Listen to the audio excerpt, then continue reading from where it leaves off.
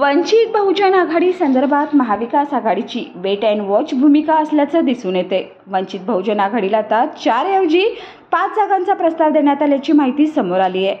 वंचित बहुजन आघाडीला महाविकास आघाडीकडून आणखी 1 जागा अधिकच देण्याचा प्रस्ताव देण्यात आल्याची माहिती समोर आली आहे। शिवसेना ठाकरे गटाची यादी ही वंचित बहुजन आघाडीच्या भूमिकेनंतर म्हणजेच बुधवारी जाहीर होणार आहे। भिवंडी, सांगली आणि जालना यासारख्या तिढा असलेल्या जागांचा प्रश्न सुटला असल्याची माहिती आहे। भिवंडीची जागा राष्ट्रवादी काँग्रेस शरदचंद्र पवार पक्ष लढणार, जालनाची जागा काँग्रेस तर सांगलीची जागा शिवसेना ठाकरे गट लढवणार असल्याची माहिती आहे। तसेच दक्षिण मध्य मुंबई लोकसभा मतदारसंघ शिवसेना ठाकरे गटच लढवणार आहे। महाविकास आघाडी आणि प्रकाश आंबेडकरांच्यामध्ये आज नव्याने चर्चा होण्याची शक्यता आहे। त्यामुळे आंबेडकर आपली भूमिका बुधवारी जाहीर करतील अशी चर्चा आहे।